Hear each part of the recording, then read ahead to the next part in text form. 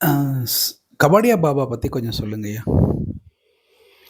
முனீஸ்வரானந்தா கபாடியா பாபா, முனீஸ்வரானந்தாஜி அவர் பேர். அவர் பகல்பூருங்கிற ஊரை சேர்ந்தவர். பீகாரில் இருக்க அந்த ஊர் பகல்பூர்னு. அந்த ஊரில் ஒரு மேஜிஸ்ட்ரேட்டாக இருக்கார் அவர். அவருக்கு ஒரு மகா உண்டு. அந்த பொண்ணு வந்து திருமணம் பண்ணி வைக்கிறார். அந்த பொண்ணுனுடைய கணவன், அதாவது இவருடைய மருமகன் வந்து ஒரு கொலை கூட்டத்தில் மாட்டிக்குவான். அந்த கொலை கூட்டத்தில் மாட்டி அந்த கேஸ் வந்து இவருடைய மேஜிஸ்ட்ரேட் கோர்ட்டுக்கே வரும். தீர்ப்பு வந்து அவனுக்கு வந்து தூக்கு தண்டனை கொடுக்குற மாதிரி ஒரு தீர்ப்பு கொடுத்துருவாரு. அந்த மருமகனை தூக்கிலையும் போட்டுருவாங்க. அதுல இருந்து அவருக்கு வந்து இந்த வாழ்க்கையின் மேல ஒரு வெறுப்பு, விரக்தி, சலிப்பு ஏற்படும். என்ன வாழ்க்கைன்னு சொல்லிட்டு அந்த இதையே திறந்து கங்கா பிரதட்சணம் பண்ணுவார். கங்கையை முதல்ல நேர கங்கோத்திரி போய் அங்கேருந்து ஆரம்பிப்பார். கங்கோத்திரிலேருந்து கங்காசாகர் வரைக்கும் நடந்து கங்காசாகரில் படகு மூலமாக அந்த கரைக்கு வந்து மறுபடியும் அங்கேருந்து கங்கோத்திரி அடைகிறதுக்கு 6 வருஷ காலம் ஆகும்.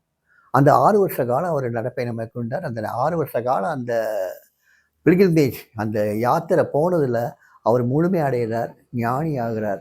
அப்புறம் வந்து தன்னுடைய உடையெல்லாம் களைஞ்சிட்டு ஒரு கௌப்பினம் மட்டும்தான், கையில் பெரிய மண் கலையம் ஒன்று. கங்கை தீரங்களில் மட்டும் உள்ள வில்லேஜஸில் உள்ள கிராமங்களில் வந்து பிச்சாதே பிச்சாதே ரொட்டிதே ரொட்டிதேன்னு கத்திட்டு போவார். பசிக்கும்போது பிக்ஷை எடுப்பார். ஒரு எக்ஸ் மேஜிஸ்ட்ரேட் பிக்ஷை எடுப்பார். நம்ம சுவாமி தான் முதல் பிக்ஷையை கொடுப்பார். சுவாமிக்கு அவர்கிட்ட தனி ஈர்ப்பு. ஆனால் அதே சுவாமி வயசில் உள்ள மற்ற பிள்ளைகளுக்கு எல்லாமே பார்த்தீங்கன்னா கபடி பாபா பார்த்தா பயம்.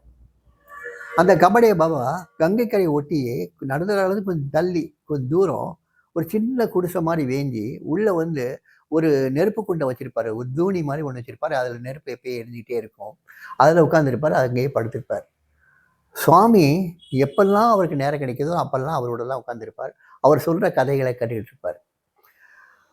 அந்த இவருடைய சாமியுடைய செயல்னால ஒரு பறவை இறந்து போனது ரொம்ப துக்கப்பட்டு இருப்பார்ல. அப்போ காசிக்கு அனுப்பிச்சதும் கபாடியா பாபா தான். காசிக்கு போயிட்டு வா, சரணாத் போயிட்டு வான்னு சொல்லி அனுப்பிச்சது கபாடியா பாபா தான்.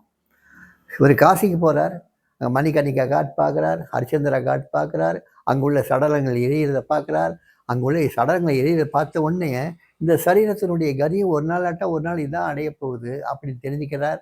அப்புறம் மறுபடியும் அங்கேருந்து ஒரு மாதிரி கோயிலுக்கு போகிறார். காசி விஸ்வநாதர் கோயிலுக்கு போகிறார். அங்கே போனால் சுவாமிக்கு வந்து பார்த்திங்கன்னா ஒரு மாதிரி ஒரு ஜோதி தெரியுது. ஆனால் அந்த ஜோதி ஏதோ சொல்கிற மாதிரி தெரியுது. ஆனால் அவருக்கு எதுக்குமே விளங்கலை. அப்புறம் அங்கிருந்த மணிக்கு திருப்பி சாரநாத் போகிறார். அங்கே புத்தர் உபதேசம் பண்ண இடத்துக்கு முதல்ல புத்தர் உபதேசம் அங்கே தான் பண்ணுறார்.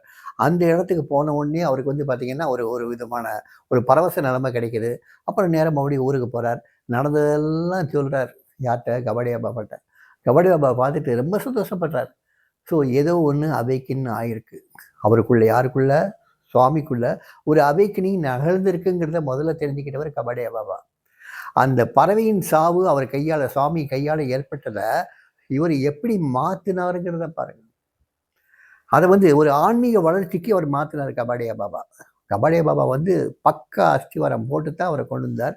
அதுக்கப்புறம் வந்து பார்த்தீங்கன்னா கங்கா பிரதேசம் பண்ணக்கூடிய மற்ற சாதுக்கள்கிட்ட இவர் உட்கார்ந்து கேட்ட கதைகள் அதே கபாடியா பாபாட்ட போய் சாமி மறுபடியும் நின்று, சுவாமி இவர் அதுக்கடையில் வந்து டீச்சர் ஆகிடுறார், எல்லாம் ஆகிடுறார். யார்? சுவாமி. அதுக்கப்புறம் அவர் கேட்குறார், குரு இல்லாமல் பூர்த்தி ஆகாதுன்னு சொல்கிறாங்க. அவர் படித்த நூல்கள் அத்தனையிலையுமே குரு இல்லாமல் வித்தை பூர்த்தி ஆகாது, குரு இல்லாமல் பகவானை அடைய முடியாது, ஆண்டவனை அடைய முடியாதுன்னு எல்லா நூல்களும் எல்லா சாஸ்திரங்களும் உறுதியாக சொல்லுது. நீங்கள் எனக்கு குருவாக இருந்து உபதேசம் பண்ணுங்கன்னு சொல்லி கபாடியா பாபாட்ட கேட்குறாரு. அந்த கபாடியா பாபா சொல்கிறாரு, நான் இல்லை உன்னுடைய குரு, போயிடு, தெற்க போய் தேடுவோம் குருங்கிறார்.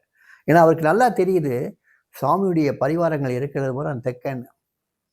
சாமியுடைய பரிவாரம் வடக்க கிடையாது, நடுதரால கிடையாது. சாமியுடைய பரிவாரம்னு என்ன? குடும்பம். குடும்பம்னா என்ன? அவருடைய பக்தர் குலாம். அவர் பக்தர் குலாம்னு என்ன? சிவன்னா சிவகணங்கள் இல்லையா? விஷ்ணுனா விஷ்ணு அடியார்கள் இல்லையா? அந்த மாதிரி உள்ளவங்க பூராமே இருக்கக்கூடிய இடம் தெற்க. அதுக்கு சென்ற பிளேஸ் திருவண்ணாமலை. அதனால் அவர் தெற்க உங்க உருவ தேடி போங்கிறார். சுவாமி தெற்க வர்றார். தெற்க வந்து ரமணரை அரவிந்தை பார்க்குறாரு, ரமணரை பார்க்குறாரு, பாப்பா ராமதாஸை பார்க்குறாரு. பாப்பா ராமதாஸ்கிட்ட தீட்சை வாங்குறார். வாங்கிக்கிட்டு மறுபடியும் தேச சஞ்சாரம் போகிறார். மறுபடியும் ஒரு தடவை கபாடியை பார்க்குறார். கபாடி பாபாவுக்கு அவரை பார்த்தோன்னு அவ்வளோ ஒரு சந்தோஷம். அதுக்கடையில் கபாடி பாபாவும் சமாதி ஆகிடுறார். சமாதி ஆனதுக்கப்புறம் ஒரு தடவை போகிறார். தன் பிள்ளைகளை கூட்டிகிட்டு அந்த ஆசிரமத்துக்கு போகிறார். அவர் நமஸ்காரம் பண்ணுறார், திருப்பி வந்துடுறார். அதுக்கப்புறம் தன் சஞ்சாரம் பண்ணி முழுமை அடைகிறார். முழுமை அடைஞ்சு திருவண்ணாமலைக்கு வந்து சேர்றார். ஸோ கபாடிய பாபா இல்லைன்னா சுவாமிக்கு இந்த வளர்ச்சி, இந்த குருவே கிடைச்சிருக்க மாட்டாப்புல. கபாடி பாபாவுடைய அருள்னால தான் இன்னைக்கு நமக்கு சுவாமி கிடைச்சார்.